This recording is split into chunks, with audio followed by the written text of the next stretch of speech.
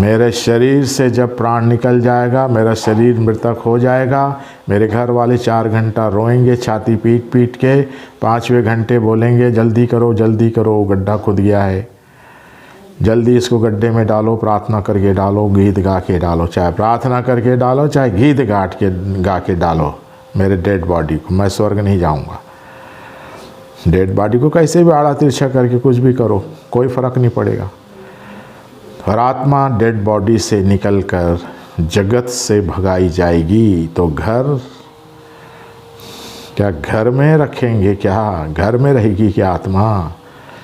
जगत से भगाई जाएगी और अधलोक में उजियाले से। धर्मी जन नाश होता है, कोई इस बात की चिंता नहीं करता। भक्त मनुष्य उठा लिए जाते हैं परंतु कोई नहीं सोचता। धर्मी जन इसलिए उठा लिया गया कि आने वाली आपत्ति से बच जाए, है ना। परमेश्वर का वचन सारी चीज़ों को सारे वचन के द्वारा मनुष्य के इस जीवन की और उस जीवन की बातों को बता रहा है कि धर्मी जन नाश हो जाता है और कोई इस बात की चिंता नहीं करता है। हम जानते हैं कि परमेश्वर के वचन के अनुसार धर्मी किसको कहते हैं, हम सब जानते हैं।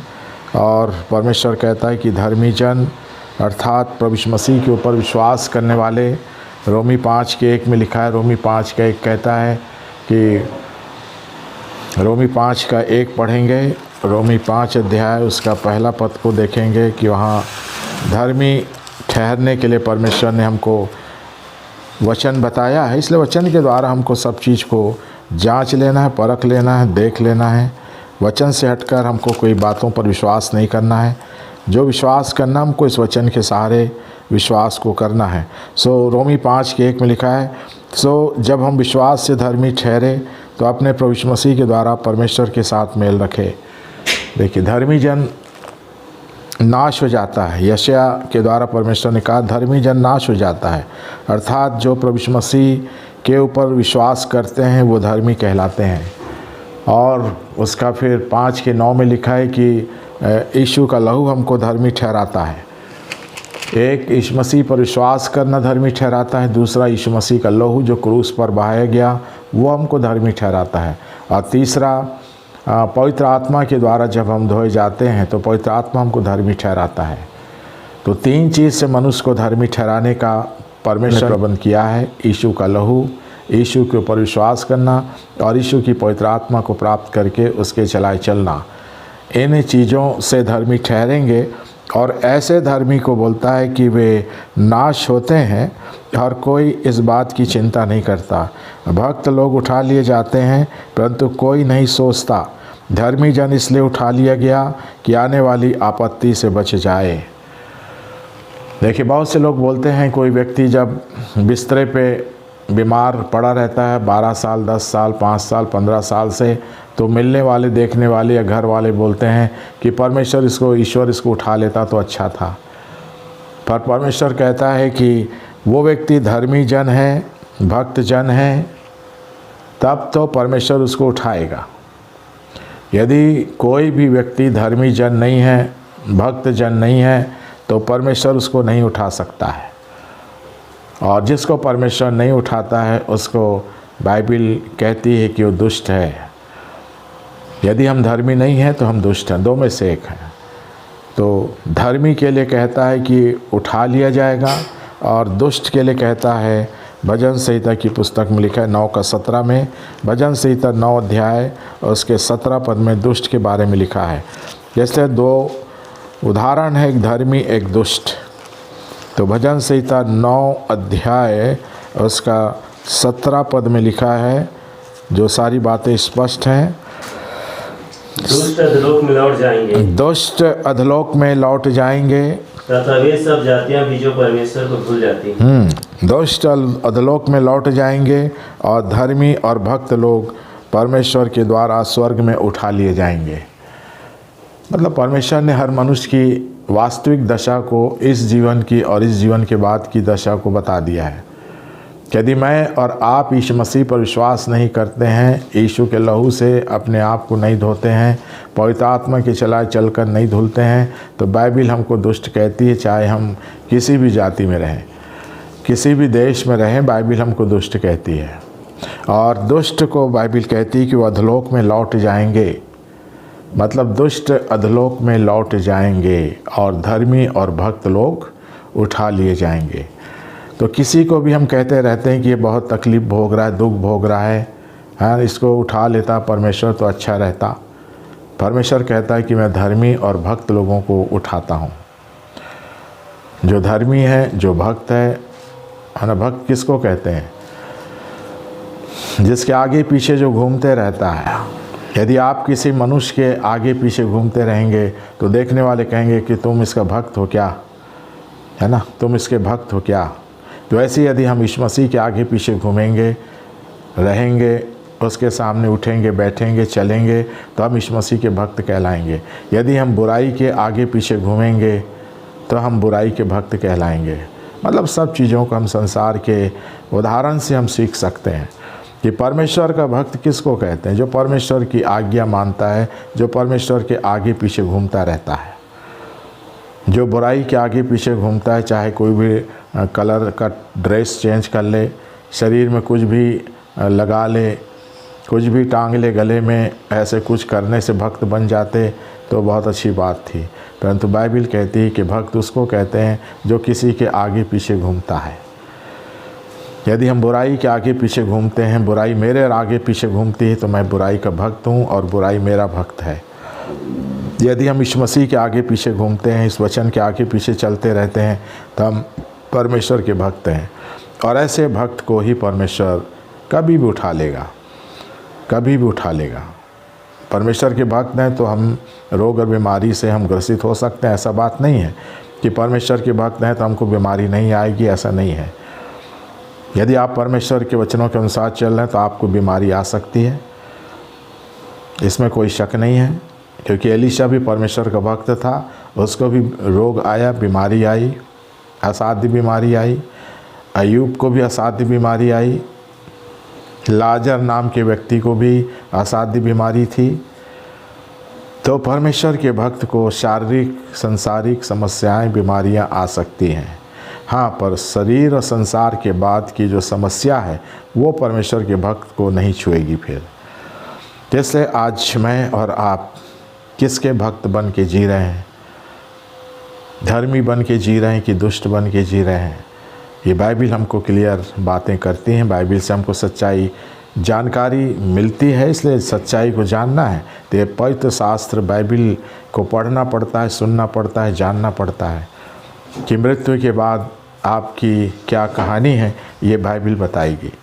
मृत्यु के बाद की कहानी को कोई नहीं बताता है। मृत्यु के बाद की कहानी को लोग बोलते हैं फिर चले जाएंगे, फिर आ जाएंगे, दूसरा जन्म ले लेंगे, किसी और शरीर में प्रवेश कर लेंगे। यदि किसी और शरीर में प्रवेश कर लेते, दूसरा जन्म ले लेते, तो हम सबको फिर ईश्वर की कोई आवश्यकता नहीं पड़ती।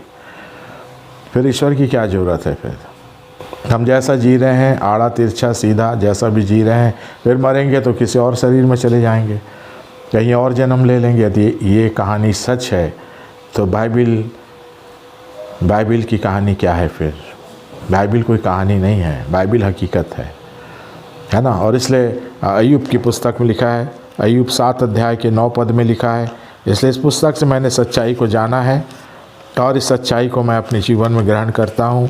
और सच्चाई का पालन करने के लिए परमेश्वर ने हमको चुना है, हम भाइयों को चुना है। हम परमेश्वर को धन्यवाद देते हैं। अय्यूब 7 के 9 में लिखा है, जैसे बादल छटकर लोप हो जाता है, वैसे ही अधलोक में उतरने वाला फिर वहाँ से नहीं लौट सकता। हमने भजन संहिता 9 के 17 में पढ़ा, दुष्ट अधलोक में लौट जाएंगे।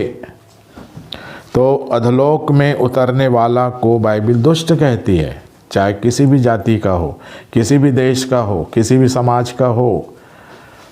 बाइबिल उसको जिसको दुष्ट कहती है, उसको कहती है कि वो अधलोक में उतर जाएगा।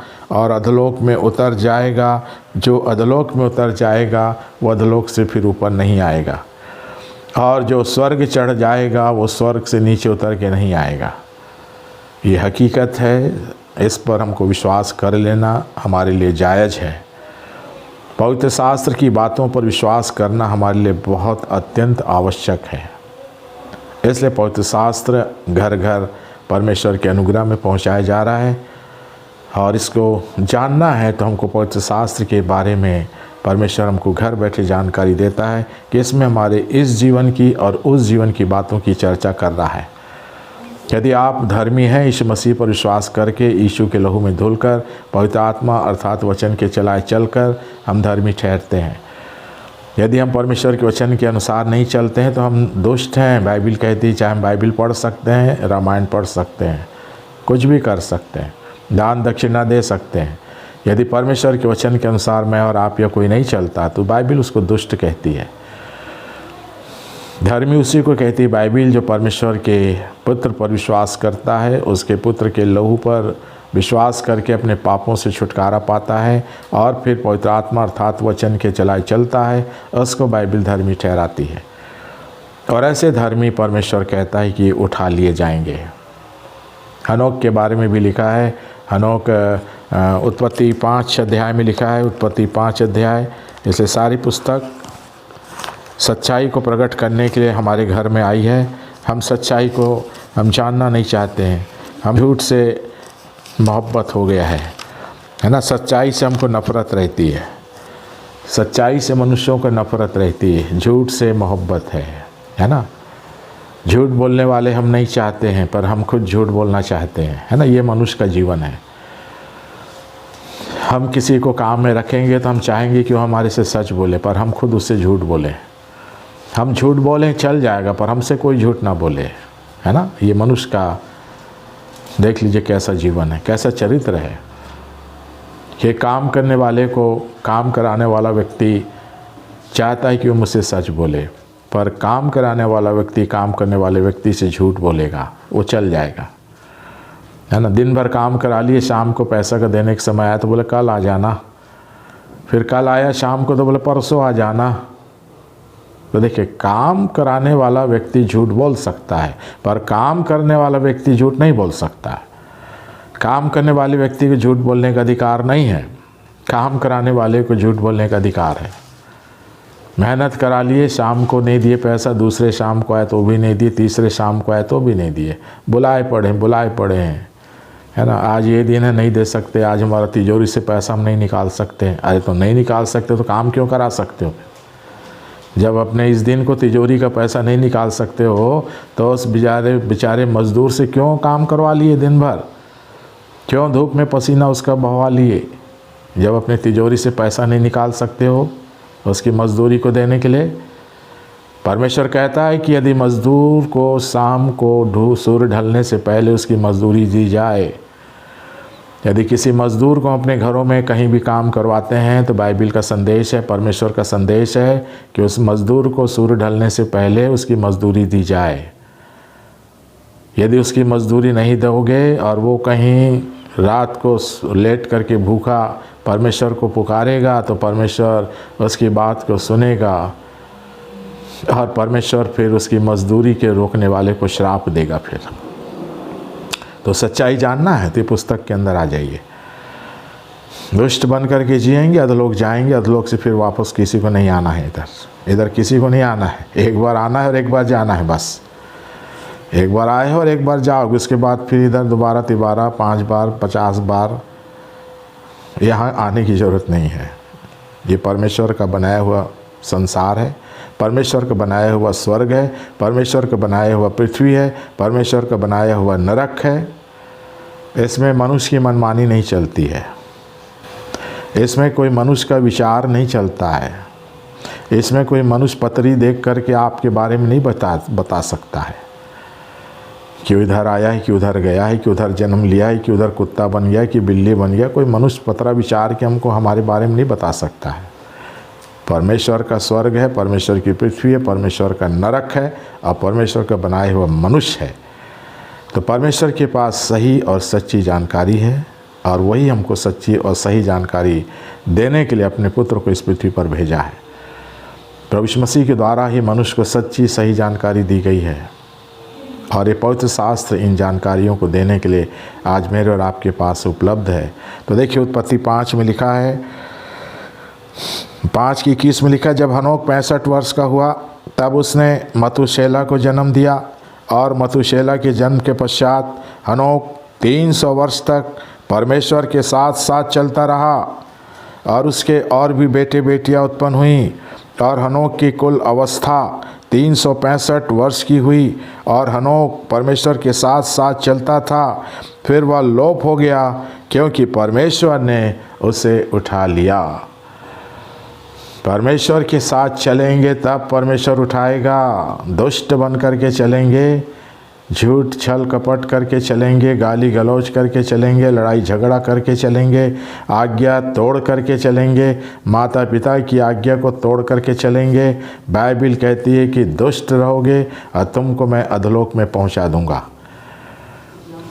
तो परमेश्वर कहता है कि बुराई के साथ चल करके हम स्वर्ग उठाए जाने का ख्वाब देख रहे हैं। मनुष्य पाप के साथ चल रहे, बुराई के साथ चल रहे, गंदा जीवन लेके चल रहे हैं और उठा लेता भगवान तो अच्छा होता। परमेश्वर कहता है कि जो परमेश्वर के साथ साथ चलता है परमेश्वर उसी को उठाता है। परमेश्वर प्रचार करने वाले को नहीं उठाता। मुझको नहीं उठा लेगा कि रविंद्र प्रचार करता है तो उसको मैं उठा लो, ऐसा नहीं है। मैं भी यदि परमेश्वर के साथ साथ चलूँगा any time any how every day, प्रतिदिन मुझको यहोवा परमेश्वर के वचन के अनुसार साथ साथ उसके चलना है। यदि मेरे को भी स्वर्ग उठाए जाने का शौक़ है तो मैं प्रचार करूंगा तो मेरा परमेश्वर मुझको स्वर्ग नहीं उठाएगा। ये मैंने बाइबिल में नहीं पढ़ा है। बाइबिल कहती कि जो परमेश्वर के वचन के अनुसार साथ साथ चलता है, वचन के अनुसार चलता है, उसी को परमेश्वर अपने राज्य में स्वर्ग धाम में उठाता है। ये बाइबिल परमेश्वर के साथ साथ चलने के लिए एक हमको अवसर दी है। अब इन बातों को आपको देखना है, मेरे को आपको देखना है, मेरे को देखना है कि वास्तव में परमेश्वर सारी बातों को, सारी चीज़ों को स्पष्ट लिख दिया है ना। अय्यूब के पुस्तक में लिखा है, अय्यूब 18 अध्याय में लिखा है, सब चीज़ लिखा। हमने कई बार इसको पढ़ लिया है, कई बार सुन लिया है, कई बार हम अपने घर में पढ़े हैं, परंतु शैतान हमको इन बातों को समझने नहीं देता है। शैतान हमको धोखे में रखता है और हम धोखे में जीकर अपने जीवनों का निर्वाह करते हैं, है ना। अय्यूब 18 में लिखा है, अय्यूब 18, वह अपना ही पाँव जाल में फंसाएगा, वह फंदों में चलता है। देखिए, मनुष्य अपना ही पाँव जाल में फंसाता है। यदि मैं और आप बुराई में चलते हैं तो जाल में चलते हैं, जाल में अपना पाँव फंसाता हूँ मैं। फंदों पर चलते हैं, एड़ी फंदे में फंस जाएगी और जाल में पकड़ा जाएगा। फंदे की रस्सियाँ उसके लिए भूमि और जाल रास्ते में छिपा दिया गया है। चारों ओर डरावनी वस्तुओं से डराएंगी और उसके पीछे पड़कर उसको भगाएंगी। उसका बल दुख से घट जाएगा, विपत्ति उसके पास तैयार रहेगी और उसके अंग को खा जाएगी, वरन काल का पहलौटा उसके अंगों को खा जाएगा। जिस डेरे का भरोसा वह करता है उससे वह छीन लिया जाएगा और वह भयंकरता के राजा के पास पहुंचाया जाएगा। और उसके यहाँ, जो उसके यहाँ का नहीं है, वो उसके डेरे में वास करेगा और उसके घर पर गंधक चितराई जाएगी। उसकी जड़ सूख जाएगी और डालियाँ कट जाएंगी। पृथ्वी पर से उसका स्मरण मिट जाएगा और बाजार में उसका नाम कभी ना सुन पड़ेगा। 18 पद कहता है, वह उजियाले से अंधियारे में ढकेल दिया जाएगा और जगत में से भी भगाया जाएगा। देखिए, परमेश्वर कहता है कि जो उसके साथ नहीं चलता है, जो बुराई के साथ चलता है, उसको परमेश्वर उजियाले से, पृथ्वी के उजियाले से नरक के अंधियारे में ढकेल दिया जाएगा। वो व्यक्ति, चाहे मैं रहूं चाहे कोई भी रहे, और फिर जगत में मैं सी मैं भगाया जाऊंगा। यहाँ कहाँ होगे भैया, यहाँ कोई जगह नहीं है। अभी शरीर में जगह है तो हम बहुत अपने मनमानी करते हैं, जैसा हम चाहते वैसे ही हम जीते हैं। कब तक? जब तक शरीर में प्राण है। जिस दिन प्राण निकलेगा, बाइबिल बोलती है कि 2 घंटे में खटिया से नीचे उतारो, नीचे से उतार के फिर लकड़ी में जलाओ, फिर लकड़ी की डब्बा में डाल के मट्टी में गड़ाओ। 2 घंटे 3 घंटे में काम तमाम। तो घर से ही डेड बॉडी को भगा दिया तो आत्मा क्या घर में बैठी रहेगी क्या? शरीर तक होता है, आत्मा को बाइबिल कहती है वो भगाया जाएगा, जगत में से भगाया जाएगा। घर तो बहुत दूर की बात है।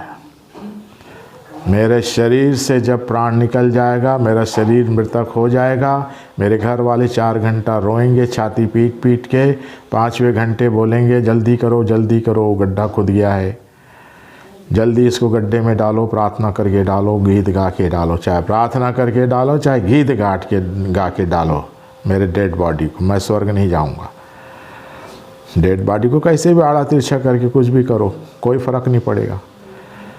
और आत्मा डेड बॉडी से निकलकर जगत से भगाई जाएगी तो घर क्या घर में रखेंगे, क्या घर में रहेगी क्या आत्मा? जगत से भगाई जाएगी और अधलोक में उजियाले से अंधियारे में ढकेल दी जाएगी मनुष्य की आत्मा। यह सच्चाई यीशु मसीह और परमेश्वर और पवित्र आत्मा ही बता रहा है, क्योंकि सच्चाई को बताने के लिए किसी से पैसा नहीं मांग रहा है परमेश्वर कि मैं सच्चाई को बता रहा हूँ। तो परमेश्वर बोल रहा है कि मेरे को पैसा दो, सोना दो, चांदी दो, खाना दो, खीर दो, पूड़ी दो करके नहीं बोल रहा परमेश्वर। परमेश्वर सच्चाई बिना पैसे के, बिना दाम के बताता है। और झूठ बताने वाले पैसा लेके झूठ बताते हैं, और हम पैसा दे के झूठ को सुन के हम सच समझते हैं। पर जिस दिन शरीर से आत्मा निकलेगी ना, हिंदी समझ में आ जाएगा मुझको, तब समझ में आ जाएगा। तो शरीर से आत्मा निकलेगी तो फिर दोबारा शरीर में नहीं आने को, न दूसरे शरीर में नहीं आने को। तो बोल रहा है अय्यूब 18 के 18 में हमने पढ़ा, वो जगत से भगाया जाएगा। भैया जगत से रविंद्र कुमार दास की आत्मा को भगाओ, दुष्ट था ये शरीर में रह के दुष्टता का काम करता था, भगाओ इसको जगत में रखने की ज़रूरत नहीं है। तो लोग घर में ही दिया जला के 10 दिन सोचते कि हमारा बाप की, हमारी माँ की, हमारे भाई की आत्मा हमारे घर में है। ऐसे नहीं है, ऐसे नहीं है। सच क्या है? सच को जानिए और सच को मानिए। सच्चाई को जानने की कोशिश करिए शरीर में रहते तक सच्चाई को जानिए, सच्चाई को मानिए, तब परमेश्वर आपको स्वर्ग में, आपकी आत्मा को स्वर्ग में उठा लेगा। अन्यथा धकेले जाने के लिए हम जीवन बिता रहे हैं। यहाँ भी धक्का खा रहे हैं ना, यहाँ भी तो धक्का खा रहा है इंसान। माँ बाप बच्चे को धक्का दे रहे, बच्चे माँ बाप को धक्का दे रहे हैं, सब तो एक दूसरे को धक्का दे रहे हैं। कौन किसी को गले लगा रहा है? कोई नहीं लगाता है। सब मतलब के यार हैं दुनिया, मतलब के बच्चे, मतलब के माँ बाप, मतलब की जाति, मतलब का समाज।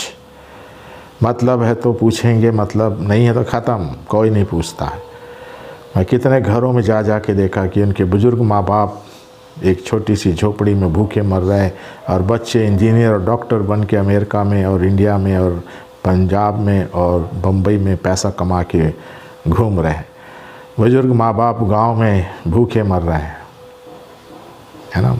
बच्चे इंजीनियर बन गए, डॉक्टर बन गए। अनाथ आश्रम में जाके देखिए, वृद्धाश्रम में जाके देखिए। मैं गया हूँ वृद्धाश्रमों में, पता किया क्या करें, हमारे 4 बच्चे हैं। अच्छा माँ 4 बच्चे हैं, कहाँ रहते हैं? एक डॉक्टर है बेटा, एक इंजीनियर है बेटा, एक वकील है बेटा, एक टीचर है। अरे 4 बच्चे और आप वृद्धाश्रम में, कितनी शर्म की बात है, कितनी शर्म की बात है। जो माँ बाप हमको अपने सीने में पाल करके, सूखे में सुलाकर, गीले में सोकर हमको बड़ा करते हैं, जो माँ बाप अपना खून पसीने की कमाई को खर्च करके हमको पढ़ाते हैं, लिखाते हैं, डॉक्टर और इंजीनियर बनाते हैं, वही माँ बाप जब बुजुर्ग होते हैं तो उनको हम वृद्धाश्रम का रास्ता दिखाते हैं। ये कैसी विडंबना है? ये दुष्टता नहीं है क्या? दुष्टता तो है, और दुष्ट बन के जी रहे हैं। माँ बाप को वृद्धाश्रम में जाके ढकेल दिए और ख़ुद अमेरिका में और लाखों रुपए कमा के ऐश कर रहे हैं, बम्बई में ऐश कर रहे हैं लाखों रुपए कमा के। ये दुष्टता नहीं है? ऐसे दुष्ट लोग अधलोक में ढकेल दिए जाएंगे, ये परमेश्वर कह रहा है, मैं नहीं कह रहा हूँ। इससे परमेश्वर आपसे क्या कहना चाहता है?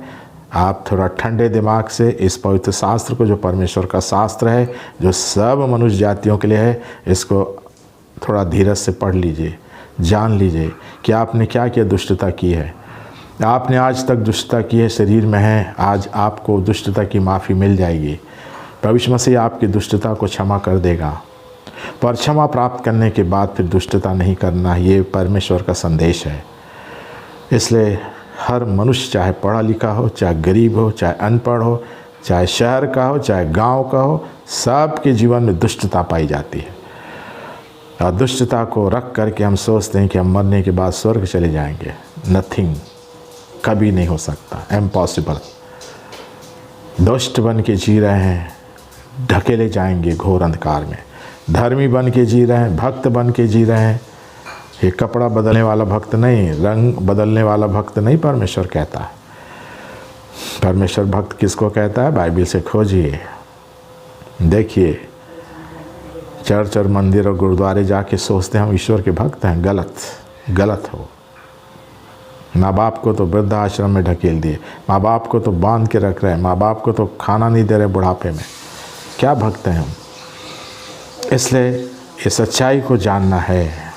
यदि अधलोक में ढकेले जाने से बचना है तो, नहीं तो अधलोक में तो ढकेले जाएंगे। बाइबल कह दी मतलब कह दी, इसमें कोई कंप्रोमाइज़ नहीं है। परमेश्वर के वचन में कोई कंप्रोमाइज़ नहीं होता।